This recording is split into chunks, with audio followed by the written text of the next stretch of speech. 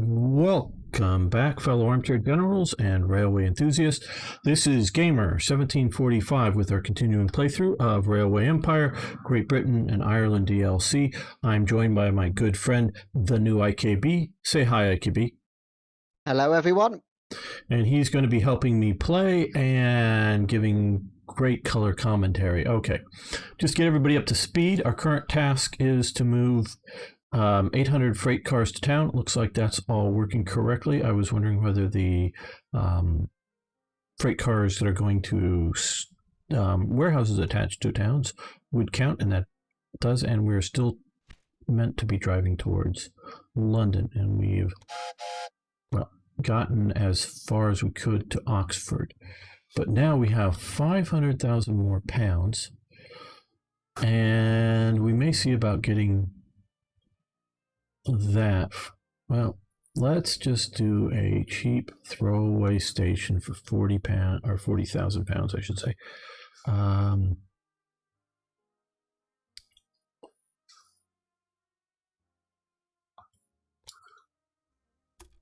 And connect it.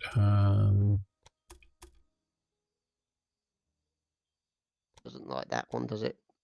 No, it doesn't. Let's see if we can.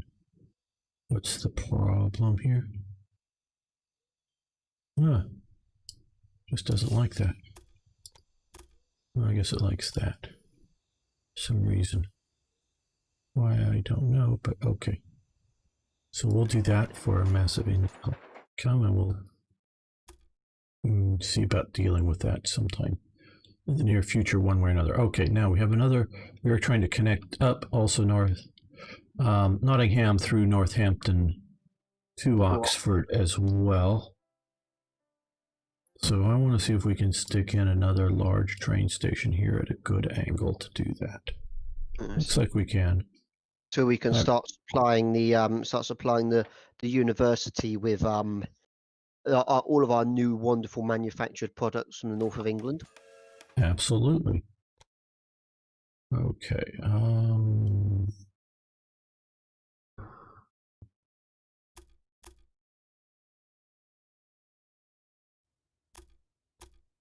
Just trying to look, because see, what we want to be able to also do is connect Northampton through to Birmingham as well, and we want to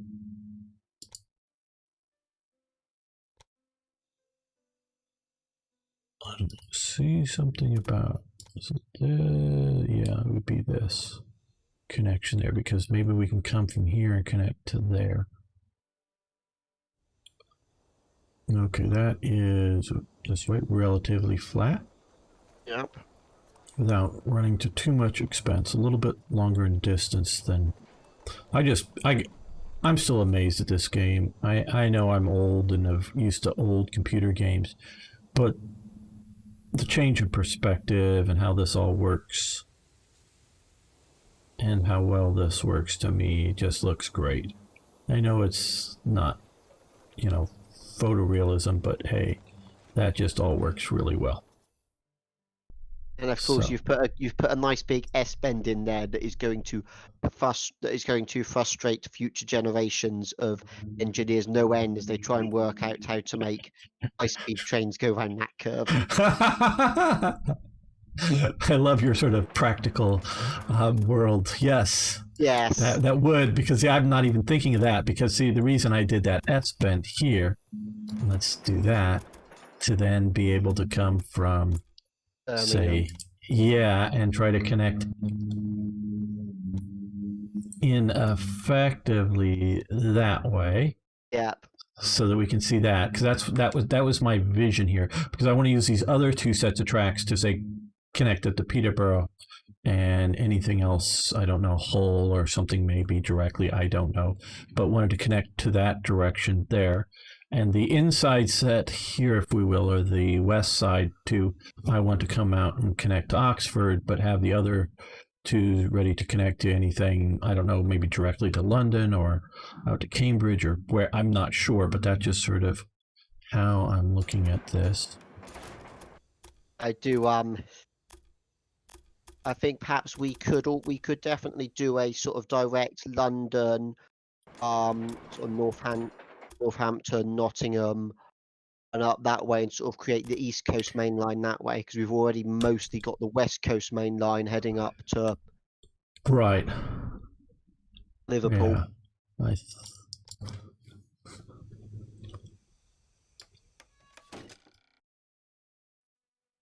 Okay, and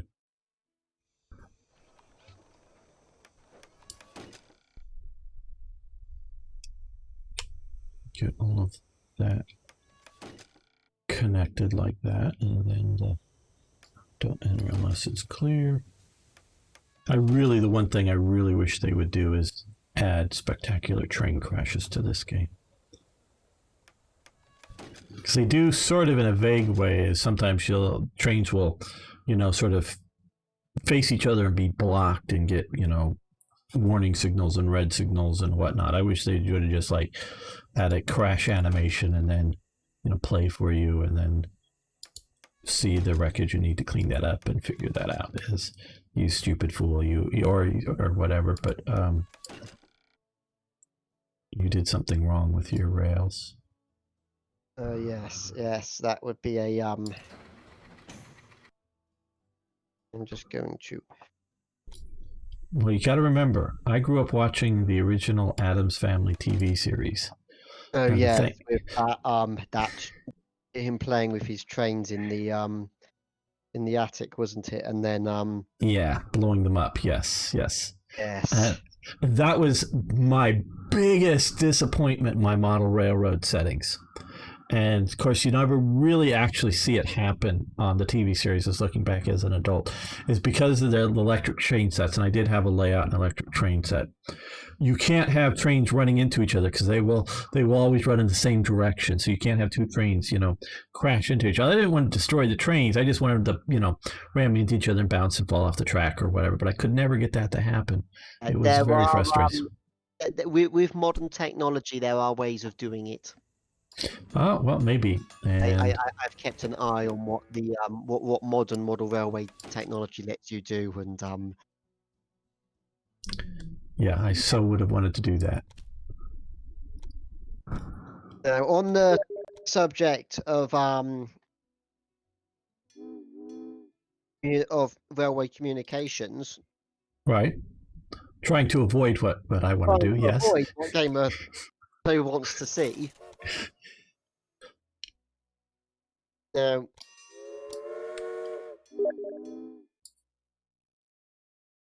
at this time, what eventually the sort of job role that eventually becomes railway signalmen are called railway policemen, as they are described as policemen to control the movements of trains, giving hand signals to engine drivers to tell them whether they must stop or proceed at a slower speed, or that if they've got an all clear to keep going. Now, mostly this was done by one of the things they tended to go for was they liked to hire ex-military people for this sort of thing, because they were already disciplined and already used to the idea of standing around on sentry duty outside in all weathers. Right. And they were some of the early railway companies had the expectation that these guys would stand there like the guards outside Buckingham Palace, to attention, not moving except when they had to perform their duties. Right. Sort of an idea of sort of the level of sort of discipline that was expected. But at this point, it was very much the controlling of trains was very much being done by flags, and at each railway signalman essentially having a timepiece, be that a pocket watch or a larger clock mounted in his little mounted at wherever he was going to be standing. He would then use to tell how long it had been since the last train had gone past, and depending on how much time had elapsed, that dictated what hand signal or flag signal he had to give to the next train. Mm-hmm. Now, of course, one of the problems with this is that you then can't you don't know, okay, that train's gone past me, but this railway policeman, as they were known at the time, he doesn't know if that train's gone, off round the corner and then broken down and is still there. Right. So it's, but that's how railway signalling starts out. And Okay, see, that's very interesting. And I just, as you were talking about that, I definitely pictured the idea of train cars breaking down and not being able to see or monitor that. And I just had a flashback to Hadrian's Wall, which obviously, in a way, is actually a railroad. No, there's no rails, but it was a road that troops would march either actually along the wall itself, on the wall itself, or behind the wall, because it was designed to have a few forts, but to rapidly move troops to where a threatened invasion was. But the whole length of Hadrian's Wall, when it was properly manned, was constantly under visual surveillance. So I flashed a picture of why didn't they simply have a bunch of sort of ship's mast type towers with, crow's nest and whatnot might be very the minimalist, but you could easily do, four, ship's mast, if you will, or whatever, big log kind of thing, or iron or whatever, with a small tower up in there, and use that as your observation and signaling to keep the whole track entirely under human, enough to see a train on it. Might not be able to see a person or some other smaller thing that would be in the way, but be able to see a train with the whole length. Why wouldn't they have done something like that? Just flashed in my mind. Well, once you start, something like the original sort of Liverpool to Manchester line, where it's only about 30 miles, Mm-hmm. say you could maybe see that working, thinking, okay, 30 miles, so you get high enough up in the air on a mast, or you exploit the local geography and use the local big hills around. But to a certain extent, you then start running, once you start doing much longer lines, like these ones we're now doing now, all the way down to Oxford and such, the amount of distance you have to travel, the idea of being able to keep the whole line always under human observation becomes very much more, and basically becomes impractical due to cost and just in terms of manpower and having to build all of these great big towers everywhere. And bearing in mind that the landowners were already, weren't necessarily always the most happy about having a railway built. You now tell them Right. there's going to be this great big tower with a man on at the top. They'll be going off Right. at you about, he's going to be looking into, my private gardens and such. Right. Was I think they probably sort of, I wouldn't be surprised if someone at the time thought of that idea and then very quickly realised, no, that's not going to. Right. Yeah, I can see that as being a thing. What they do,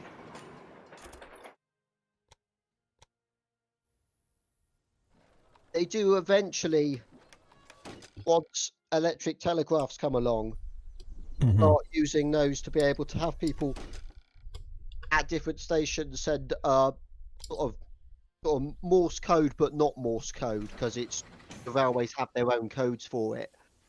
Send a message back along the line saying the train has left the section, but that comes a lot later. At this time, we are still talking essentially men with flags or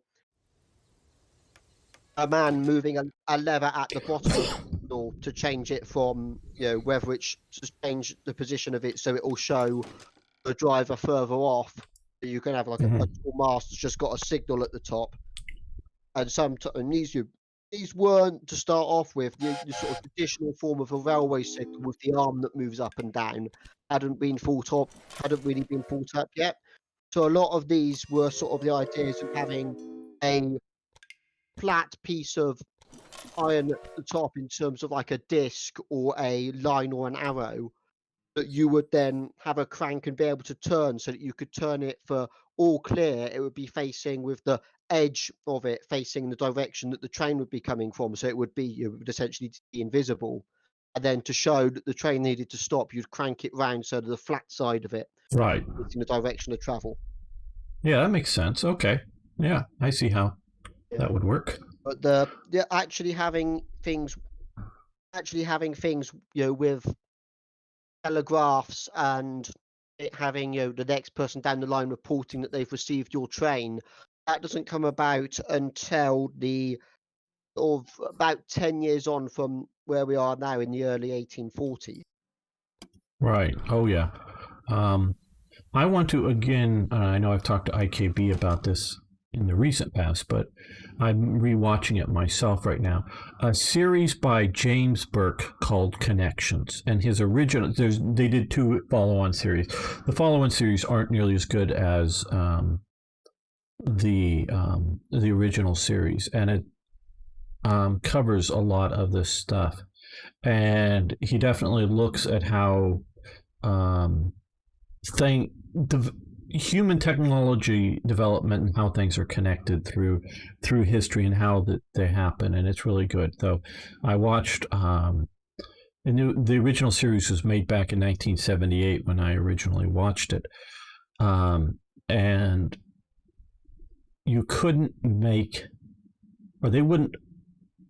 I don't think they would allow you to make one of the episodes today because there is some forbidden knowledge in it. I'm thinking about clipping out part of that episode and putting a commentary and making something on the channel.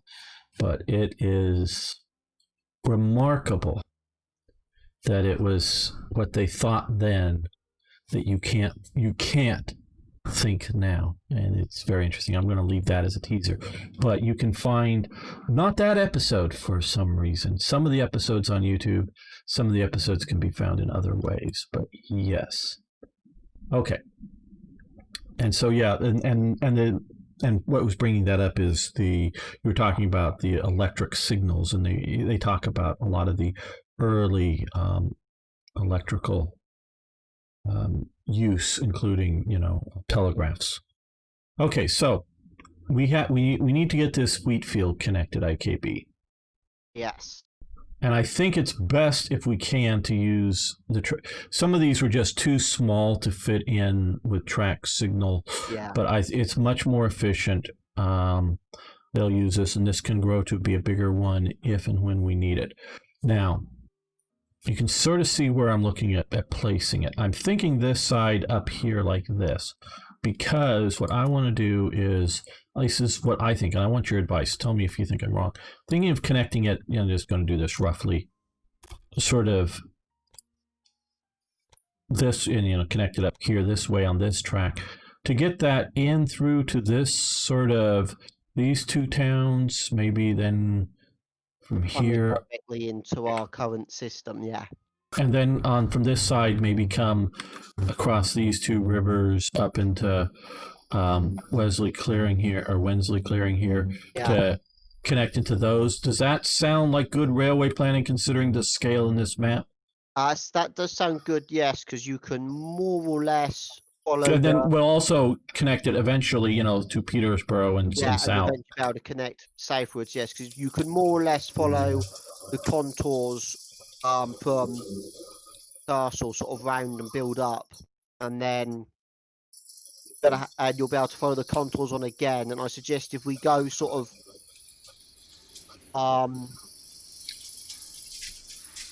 we're getting 0% grade, 1% grade.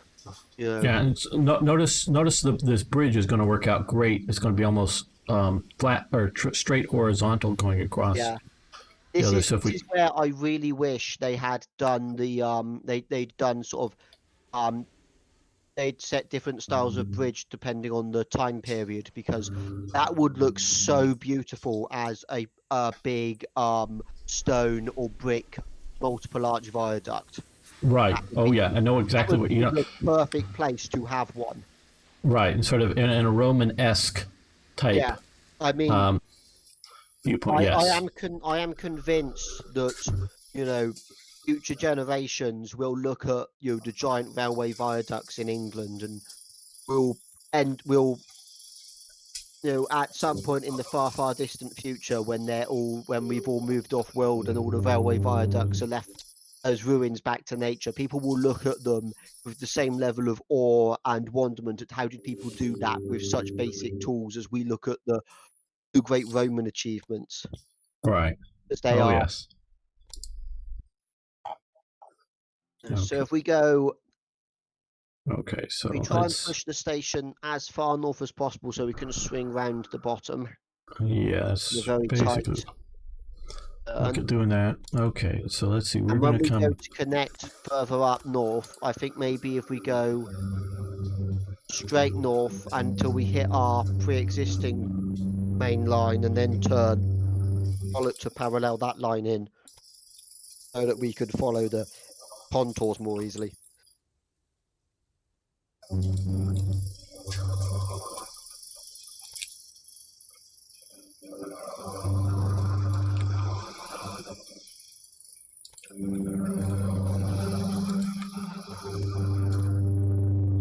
Okay. Well, let's take a look. See a little bit of management for right here. I don't know. Let's see.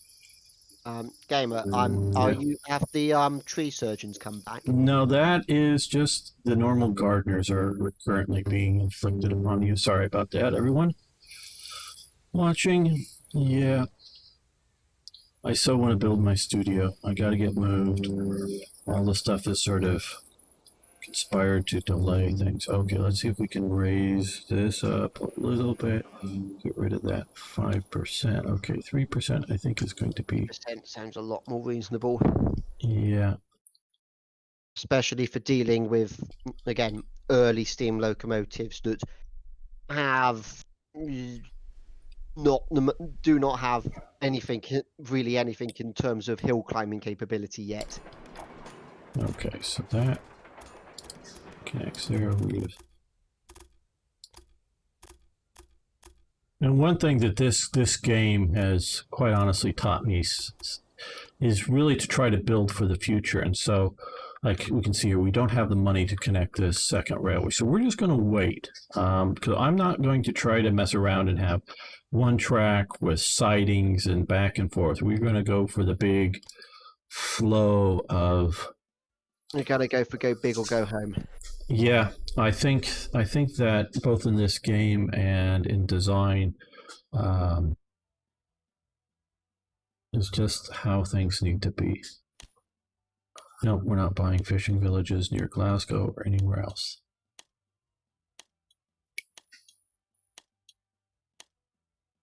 Okay, that looks like we can afford to get that now. So yes, okay, so that gets us. This is a constant thing in terms of, current issues on the railways, is that there is an awful lot of stuff that was, built. There is a lot of things that were built that probably made perfect sense at the time with the issues that were being dealt with at the time in terms of, okay, where are we going to build this? Where are we going to put it? But that now you look at them and go, yeah, that's not the most optimal solution for the current situation. Yeah, and you can't know what the future is going to be, but basically here in Greater LA, when they first built the first quote unquote freeway here, there was a lot of people wondering whether it was ever going to be used anywhere near, shall we say, standard capacity, and and how many years it was going to take people to get to capacity use. Well, approximately within the first week, they were operating it over its intended capacity, and there's still fragments of it around, and it is harrowing to drive, harrowing to try to get in, because there's none of the big sort of on ramps and off ramps, which are common on modern sort of highways. And every single freeway done in LA since then has always needed more capacity starting day one than what they've planned. Yes. If you build it, they will come in far greater numbers than you can manage. Yes, and so that is very much the situation. Okay, so That is very much a that was very much something that the railways found out to their very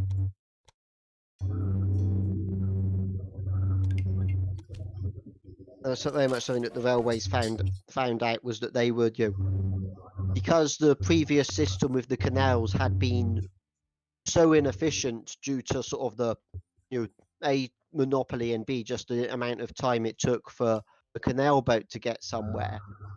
Suddenly they found themselves,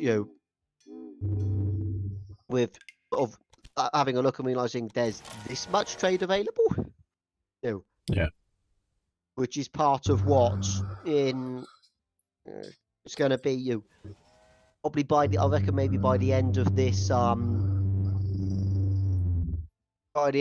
set of goals we've been given, I hope that we get into the 1840s and we start to look at the railway mania, because that is when things go weird in right. that sort of capitalism, in that sort of unrestrained capitalism at both its best and worst.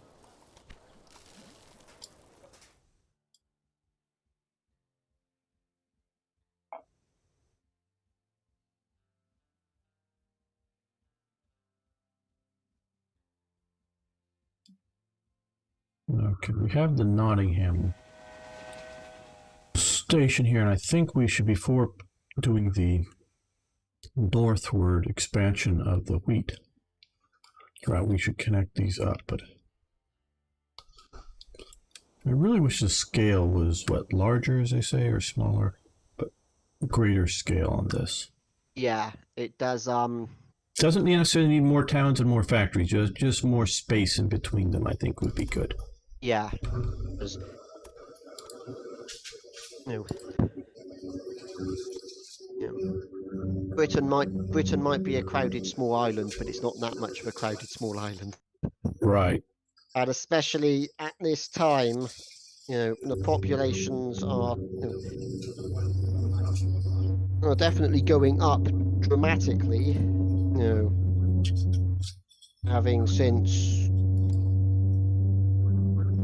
Having gone up by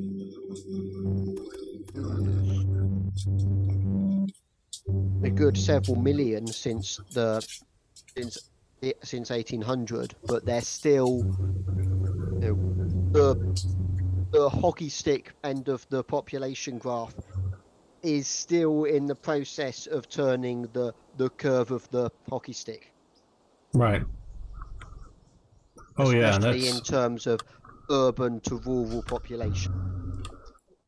right. And it just again, to go back to connections, he very much talks about how with population and growth and all that, and how technology has made all that possible. Because prior to industrialization in Britain, you have obviously an agrarian society, and that society is all function around feeding itself. And until you get into modern industrial farming techniques, you have a limited ability to feed everyone, and so that is a real thing. And you can't have population growth; it just doesn't work. Okay. This is the world in which Malthus comes into being, and he believes that everything's a zero-sum game, but we find that he is wrong. Okay, we have to do the crossovers here. The points. Here we go. I almost feel like whipping that station out, putting the other one. Putting the other style there, but I don't think we have the space for it. Maybe we do, I don't know. As I've got one of my books on the Industrial Revolution here, and it's got a graph in the back that shows the rural to urban population of England England and Wales over this time period from 1700 to 1900. And looking at where we are now at about the 1833-ish, rural population is about 7.5 million, and the urban population is only at about 9, going from this graph. So the population still hasn't, the hockey stick of the immense amount of people living in the cities hasn't quite cleared takeoff for the its skyward race that it later gets. And it is the railways being able to bring food and produce into cities quickly while it's still fresh and edible that facilitates the ever greater expansion of the urban population.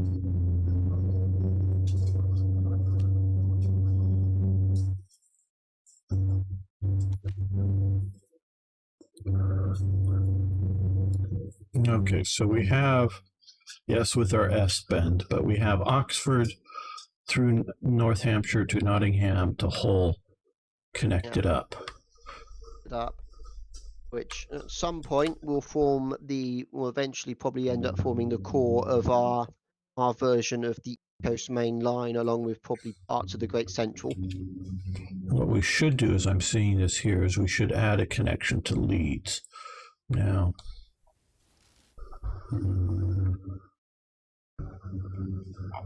if we were let's to take track usage. Not too. Oh, that's fairly heavy. Okay. Oh, they're coming in on this track. They're coming in on that. Okay. So what I think we should see about doing here is come from here. Yep, that's exactly what I was thinking. Okay, that. Let's remove this supply tower. Remind me if I forget to put one back. I will, gamer. I will. We do want to have a supply tower there. Yep.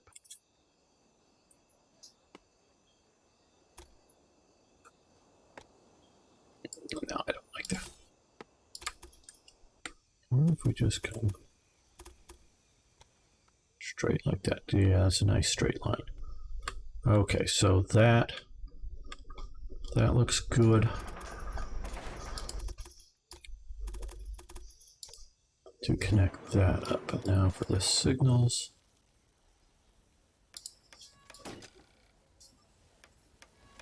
We're going to shift these to about here. And, well, actually, hold on. Let's put the supply tower here. Yep. Okay, that works for that. This spacing looks good. We just don't want something to be... Oh, we lost that because of putting in the signal. Yeah. We don't want something stopped that's blocking other traffic that's unnecessarily yes, we don't want that happening, no. That's another thing that's always a question when building railways. What is your predicted maximum length of train, which then dictates how long your passenger platforms are going to be, how long any passing routes you have are going to be. Right. How long your sidings at goods yards for receiving trains have to be, which then dictates how much land you then have to buy. So up to here to Leeds. Direct route. And oh no, we don't want enough train. I'm gonna look here at Leeds.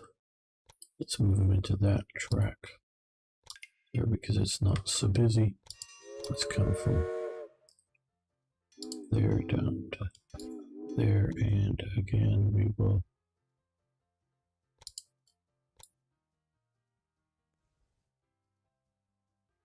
hopefully do that right.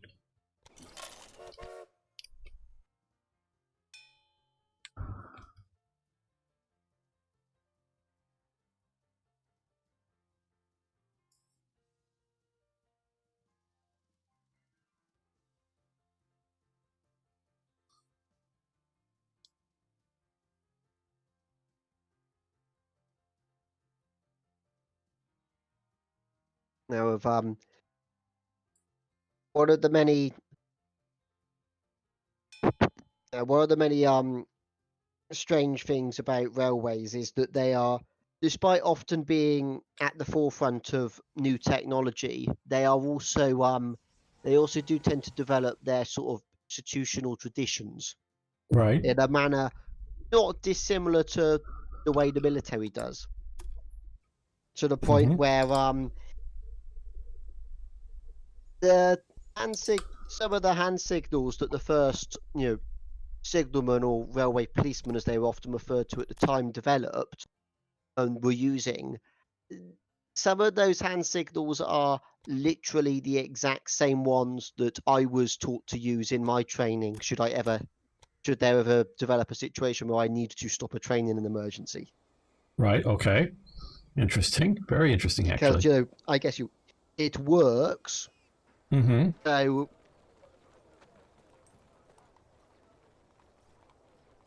and this does lead to other things lying around, like certain numbering systems for sets of points and sets of signals that you look at and you wonder, okay, why do these numbers not seem to go in any sort of logical sequence? And then you look back at previous maps of what track used to be there, and you realize, these were numbered based on a time when there was several more sets of points, because there was another whole fan of sidings here that has since been demolished and removed because they're no longer needed. Right. And I especially see the idea of using the traditional hand signals is because you don't want two sets of hand signals. You want that, because that's obviously something that's an important bit of information at that time to share. And you Yeah, don't want a confusion. Is he using the new set or the old set? Or, yeah, or the Western set or the Eastern set of hand signals, or however it might be, divided up. yes. And, There is some confusion about this sort of thing, because I do hope we get to in a future mission we get to play as Brunel, because right. the strangeness that ensues with him building the Great Western Railway and the Great Western's continued continued sort of independent streak that basically lasts even after the railways are nationalised in the 1940s, because the Great Western had a habit of sort of being different. Sometimes I suggest just on purpose, Right. Yeah. as No, they even when they were forced to give up their special 7-foot broad gauge, they keep some weird things around. right. No, I can well imagine that. Um, okay, I think we're going to end this episode. I want to thank you all for watching. Thanks for liking the videos. If you haven't already, please subscribe to the channel and say goodbye, IKB. Goodbye, everyone. And please post questions, comments for us. We do check, though I haven't been getting any about railways, industrial development regarding that and whatever. We will definitely endeavor to answer them in a future episode, though we will be making several episodes at once. So might be a while before you get them answered. So, but please do. We'd like to know what you're interested in. So see you next time.